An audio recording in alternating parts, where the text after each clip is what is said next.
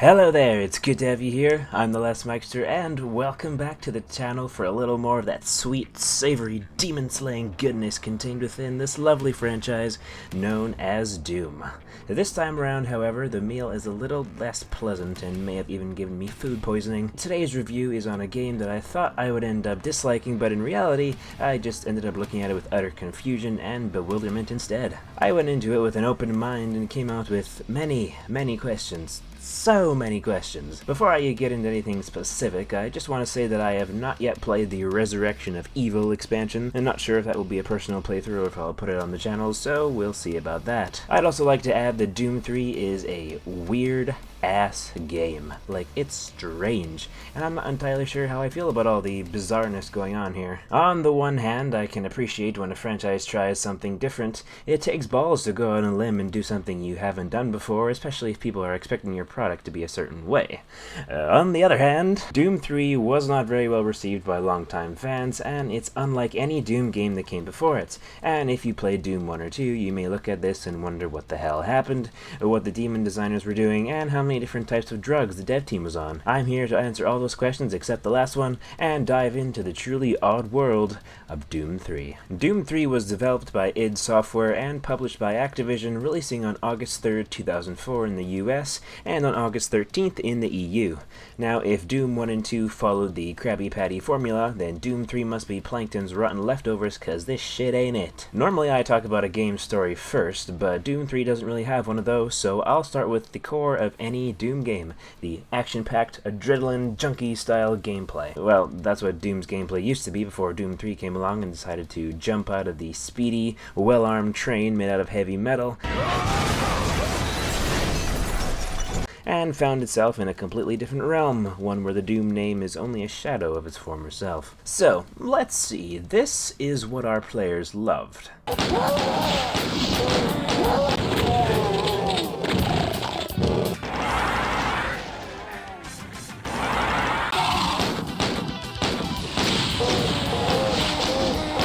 So clearly we just flip the entire fucking thing on its head, tickle its ballsack, and chuck it at our audience stupid faces. They will love this, bro. Oh yeah. Well, they didn't, at least not at first. The game has certainly gotten more love over the years, and most sites show pretty positive ratings nowadays, but I don't think this really shows the whole picture, especially when IGN is involved, cause, let's face it, you kinda lose credibility when you slap a 7 out of 10 on every new release. It's also worth mentioning that I played the BFG edition, so I avoided the whole flashlight debacle. In case you weren't aware, the flashlight, a vital tool in this game for being able to, see shit, was a separate item you carried, meaning you couldn't have both your gun and light out at the same time. The BFG changed this by making your flashlight be mounted on your armor, and just run out of charge as you use it, recharging after being off for a short duration. A little dumb, but not nearly as brain dead as it being separate. Like, you're really telling me that in 2145, nobody has gun-mounted lights? You know, an idea that was first patented in 1912? It honestly blows my mind that they went with that in the original game, and it's not hard to understand why they changed it. So, what exactly did Doom 3 do differently than its successful predecessors? Well, the question should be, what didn't it do differently? The game takes an alternate approach to demon invasion syndrome, and focuses on horror as opposed to action. It's not the farthest leap they could have taken, I suppose, as the Doom games have always had a slice of horror in them. I mean, it's pretty hard not to when demons invade your home and kill everyone you ever knew. Rip Daisy, never forget, cause Doom guy sure didn't. But Doom 3 doesn't just have a slice, it has the whole freaking pie. It completely changes the classic Doom formula, slowing things down, creating a tense atmosphere, and cranking up the scares around every corner. Mars is still being invaded by Hellspawn, because that is a never-ending plot point in Doom, except now it's got a new coat of paint and a unique vibe that strips away the arcadey edge that the first games had. Now, this wouldn't inherently be a bad thing if Doom 3 was its own game. In fact, as a standalone experience, it isn't half bad, but as part of the Doom franchise, it really sticks out, and not in a good way. At its core, it doesn't feel like a Doom game, and you'll start to get that vibe before you even start playing, particularly when choosing your difficulty. Where are the difficulty options? No, like the real difficulty options. How am I supposed to feel like a masochist without hurt me plenty? It's an odd omission, but the bigger reason for Doom's weird vibes, perhaps the biggest reason, is the art design. We'll get to the other facets of it in a sec here, but I wanted to devote some time to talking about the demon designs. Guys, I have just one question. One all-important question that will shake the foundations of humanity and tear the fabric of the universe. What the fuck happened? Did no one bother to look at the demons from the first two games? Did they just say screw it and ignore the iconic designs? These strange blobs don't even resemble their 90s counterparts, and half the time I was straight up guessing what they were supposed to be. Most of the demons from the other games are here, but you wouldn't know it. Like the Pinky, for instance. Holy Jesus. What is that? What the fuck is that? You can't do this, man. Like, how hard is it to design a Pinky? I mean, it's in the goddamn name. Just make it a pinkish red color, then pop some horns in that bitch and make him run around all angry and stuff. That's what Doom 2016 did. Oh well, they can't all be this bad, right? Why did you give the commando a tentacle? Was that really necessary? Why does the imp look like a basic bitch? Why is the cacodemon not round and looks like a stretched out green Godzilla head? Why are there babies with wings and crab claws? Also, why are there spiders? Okay, technically they are called trites and ticks and tits. Maybe not that last one, actually. They have 6 legs, but they spin webs, so yeah, whatever. But what place do these guys have? Like, they aren't arachnotrons, they don't even really have any supernatural hell abilities, so they just jump at you. Okay. They added some other new ones too, like the oddly named Maggot, who's an agile little asshole. Oh my god, just go away. Just get out of here. Go away! And also a fat zombie, because why not at this point? Despite the brutal introduction of the Lost Souls, the design, while far more unsettling than previous iterations, is just wrong. It's literally just a flying skull on fire, so why does it look like a crispy Mr. Clean? Oh, and the Revenant looks good. The Hell Knight is okay too. It's literally just a skull on fire! How'd you manage to fuck it up? I'm gonna sue y'all one day for these abominations!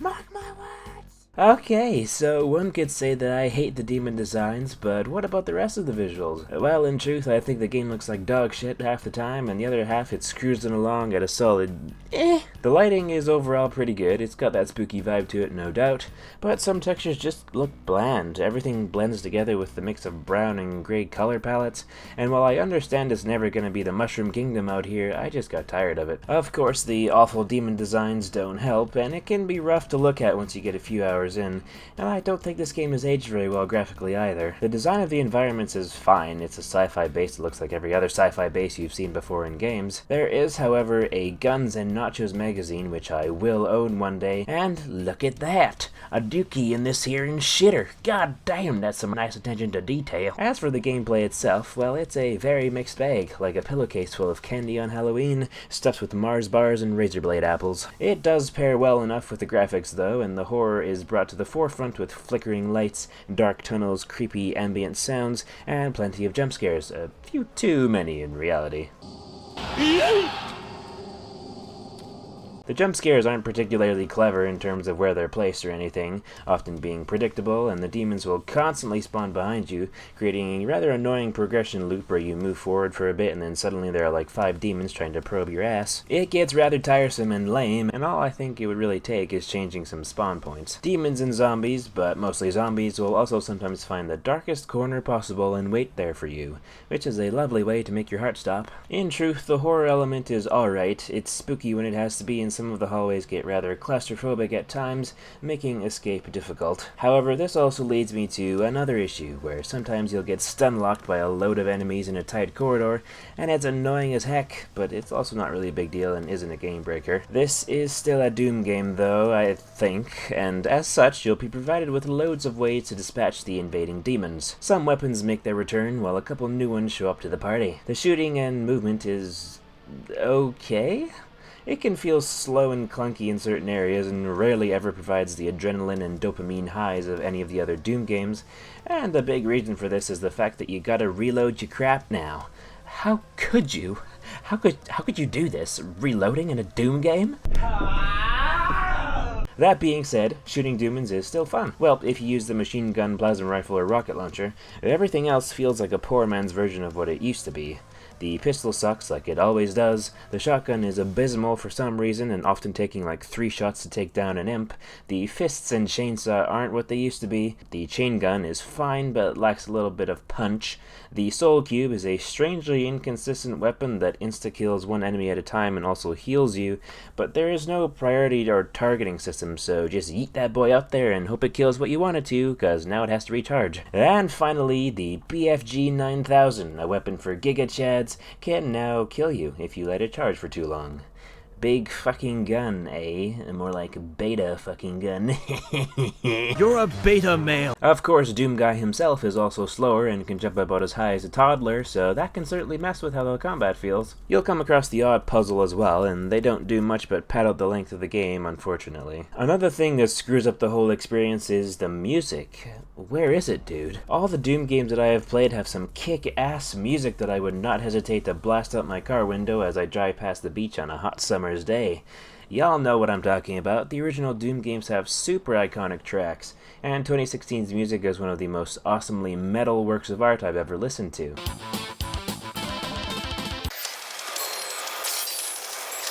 I don't recall a single piece of music from this game, and there certainly isn't any rock or metal to get you fired up. How is my dick supposed to get hard now? It's quite peculiar to go through a Doom game without some tunes, and while I suspect it was done to amp up the horror, Doom isn't Doom without its banging score. Even without the music, I did my best to get into a slower-paced Doom game. I just couldn't help but miss the frantic balls-to-the-wall action of the other games, and when you're playing one game in a franchise and wish you were playing one of the other entries, yeah, that's a bad sign. It's not even that I hated the combat or anything. Disintegrating demons with a plasma rifle or blasting them into a galaxy far, far away with a rocket launcher still feels great, and the horror does allow the action room to breathe a little more. Still, the gameplay is a far cry from what a Doom game should feel like to play, and that is a damn shame. Now on to the story, if you can call it that. The Doom games have never been innovators in the storytelling department, so that was more or less left up to Half-Life in the early days of FPS games. So what does Doom 3 bring to the table?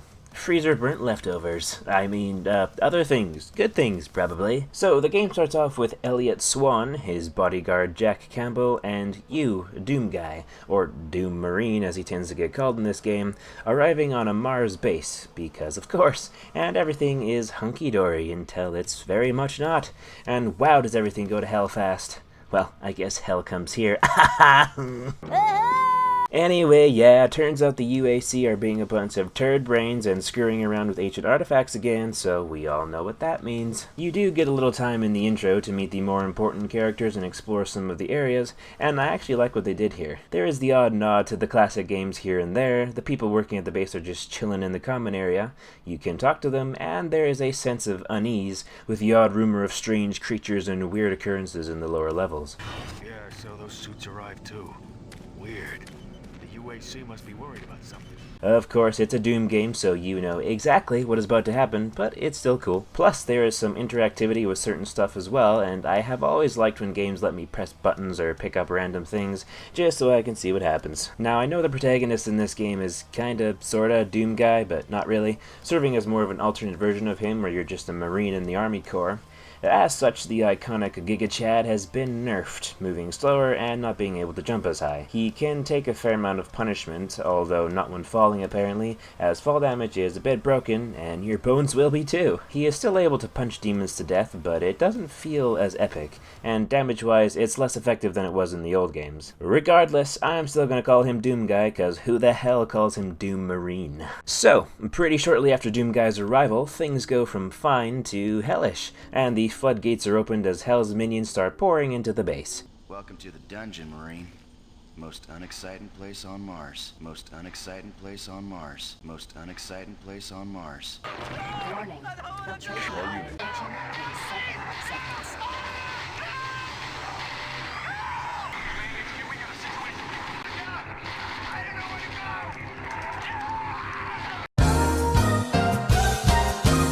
From here, there is very little to explain about the story. Dr. Betruger, the main villain, is the big evil dude who got corrupted and summoned the demons in the first place, and he has no discernible personality outside of evil cackling. I'm serious, I'm convinced that before the invasion he just went around the base and set up speakers everywhere so he could laugh at you for the entire game.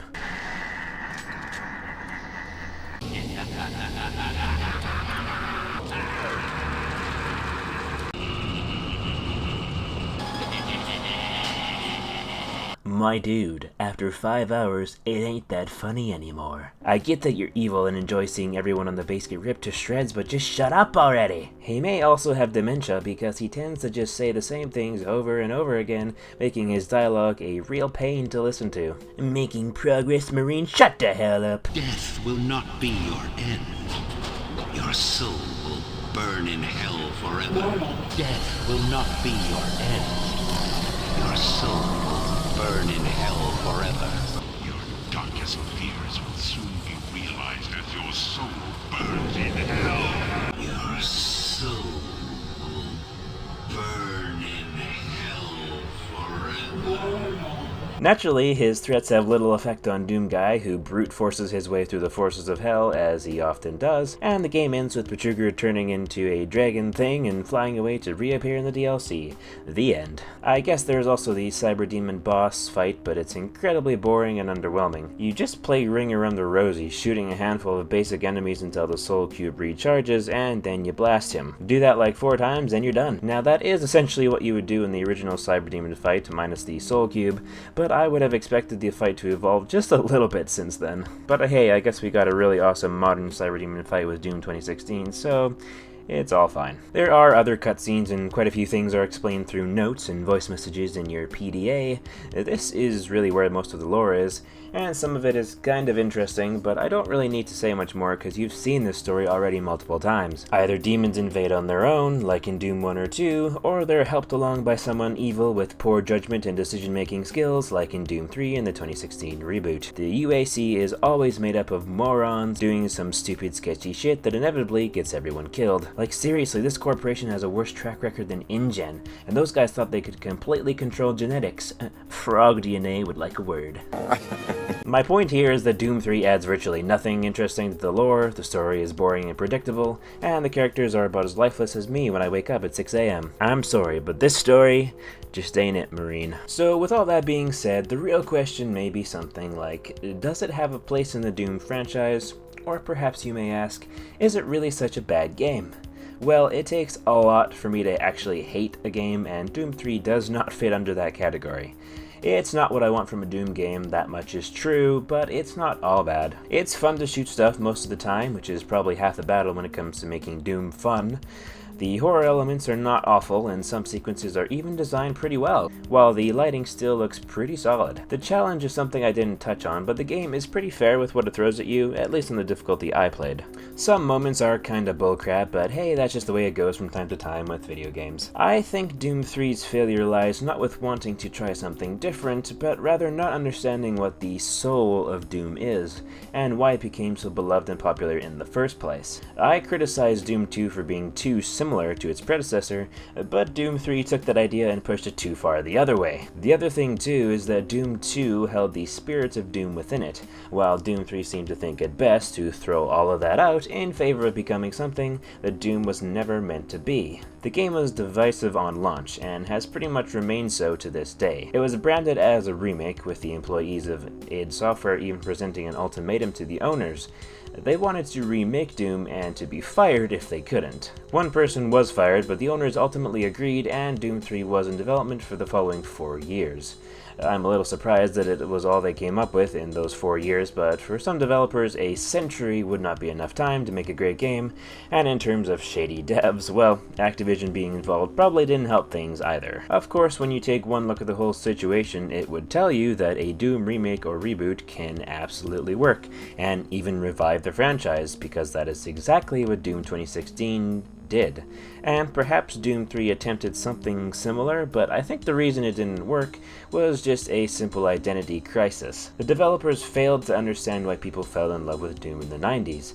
It was fast-paced, had kick-ass music, and let you move around open levels blasting everything in sight with no end to the action until you pause or quit the game entirely. Doom 2016 applied the same formula, just with shiny new graphics, a new story and levels, did some minor redesigns to the demons and weapons, even including classic Doom Doom levels and the option to have your weapons centered like the style of the OG games. It was made with passion and care, an homage to the old, but also the bearer of the torch heading into the new age of Doom. I'm not really sure what the goal with Doom 3 was. It feels wildly out of place and is much more akin to a game like Dead Space than anything else, except way less scary. There was not a single moment where I was like, oh hell yeah, I'm playing Doom, baby. It honestly just feels like a generic sci-fi shooter, which was never how Doom felt. It's got demons, but they barely resemble their original form, so who cares? The main similarities between this third entry and the others is pretty much only the names of stuff like weapons and the demons. My point here is that at its core, it does not feel like a Doom game, and as such, it's hard for me to recommend playing it if you haven't,